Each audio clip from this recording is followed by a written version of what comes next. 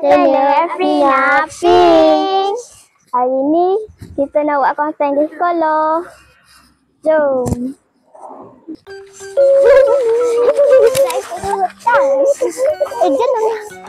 Jangan. Cikgu rasa cikgu nak buat benda hari ni. Masa pelajaran benda.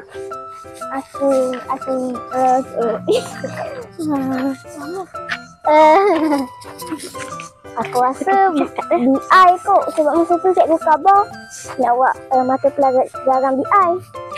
Hari ni kita nak eja perkataan bahasa Inggeris. Perkataan pertama,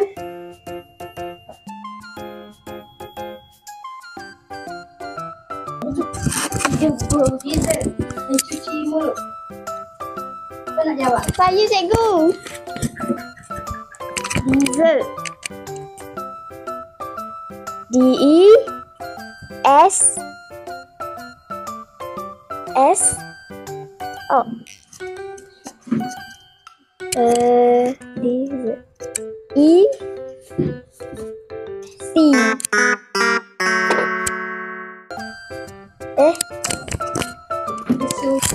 Saya tahu. D-E-S-S-E-R-T.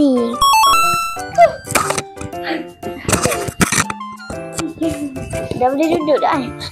Cikgu nak jawab. L-I-V-R-A-R-Y. W-O-R-D. V-A-C-A-T-I-O-N. Saya cikgu. M-A-R-R-I-E-D. Hijau kamu. Kata kamu hijau lah. Saya cikgu. M-O-U-T-H. Saya cikgu. S-L-E-E-P. S-L-E-A-P.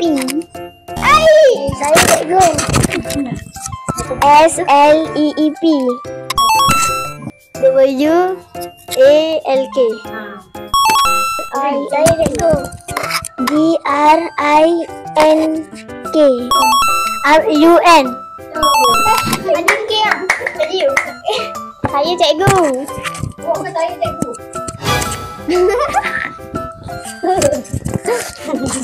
Itu takkan saya cikgu saya ni.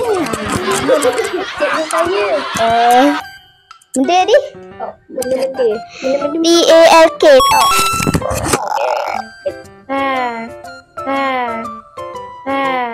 W-R-I-T-E. Menulis. Menulis. Siapa suka makan? Eja makan dalam bahasa Inggeris. Makan apa? E-A-T. Oh, benar. Semua tak jawab.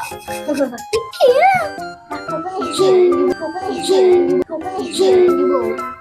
Cikgu, Aulia bawa telefon. Tapi mana tengok.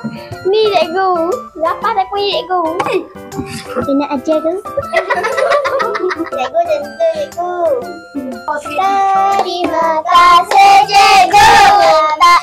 Minta ampun. Minta ampun, minta restu. Doakan kami cikgu, kami sayang cikgu.